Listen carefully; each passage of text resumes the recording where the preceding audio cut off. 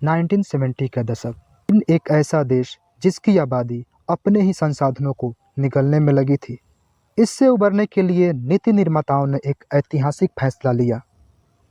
वो थी one child policy. ऐसा नियम जो दुनिया की सबसे बड़ी सामाजिक परियोजना बन गया। 1980 में लागू यह नीति कहती थी, हर परिवार को सिर्फ एक ही बच्चा पैदा करने की अनुमति होगी। कुछ विशेष परिस्थिति में ही दूसरे बच्चे की इजाज़त थी, जैसे अगर वह बच्चा लड़की हो या दिव्यांग। सरकार ने इसे सख्ती से लागू किया। उल्लंघन करने पर लोगों को भारी जुर्माना भरना पड़ता, सरकारी नौकरियों से हाथ धोना पड़ता, यहाँ तक कि बच्चों को स्कूल में दाखिला भी नहीं मिलता था। इस नीति से चीन ने कुछ महत्वपूर्ण लक्ष्य हासिल किए, जैसे जनसंख्या की रफ्तार धीमी हुई और देश आर्थिक रूप से तेजी से आगे बढ़ा। चीन 1970 में दुनिया की 5वीं सबसे बड़ी अर्थव्यवस्था था। आज वह अमेरिका के बाद दूसरे स्थान पर है और हो सकता है 2030 तक पहले नंबर पर पहुंचने की उम्मीद भी जताई जा रही है। लेकिन कहानी यहीं ख़त्म नहीं होती।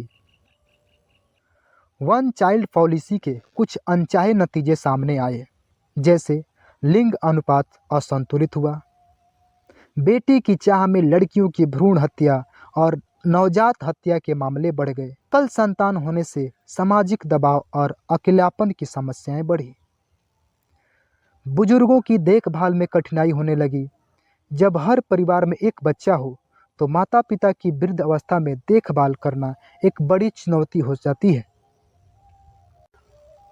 आज चीन में वृद्ध आबादी की संख्या तेजी से बढ़ रही है, लेकिन युवा पीढ़ी उस गति से तैयार नहीं हो रही है। नतीजा ये हो रहा है कि देश की श्रमिक शक्ति घट रही है, अर्थव्यवस्था की रफ्तार शून्य पड़ रही है। इसी कारण चीन ने 2016 में 2 बच्चों की अनुमति दी और 2021 में इसे 3 तक बढ़ा दिया गया।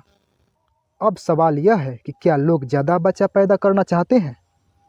तो जवाब है नहीं, क्योंकि महंगाई, शिक्षा खर्च और करियर में रुकावटें, पुरानी शक्ति की मानसिक छाप और शहरी जीवन शैली की प्राथमिकताएं, इन सब के चलते अब युवा शादी और बच्चा पैदा करने में दिलचस्पी नहीं ले रहे हैं।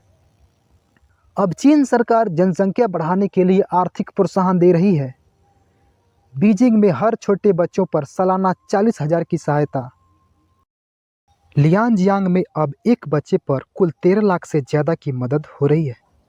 रिटायरमेंट की उम्र बढ़ाकर पुरुषों के लिए 63 और महिलाओं के लिए 58 साल कर दी गई है, क्योंकि यह सब इस उम्मीद से किया जा रहा है कि देश की कामकाज करने वालों की आबादी बनी रहे। अकेला चीन नहीं है, रूस बच्चों को जन्म देने पर स्कूली छात्राओं को 90,000 की मदद देता है। जापान टोक्यो से बाहर बसने पर 6 लाख प्रति बच्चा प्रदान करता है। ऑस्ट्रेलिया प्रति बच्चा 5 लाख से अधिक सहायता करता है। इसी प्रकार फ्रांस, नॉर्वे, फिनलैंड, जर्मनी सभी देश जन्म दर बढ़ाने के लिए योजनाएं चला रहे हैं। एक दौर था जब बच्चे ज़रूरत से ज़्यादा थे। आज वही दुनिया उन्हें बढ़ावा देने के लिए पैसा खर्च कर रही है।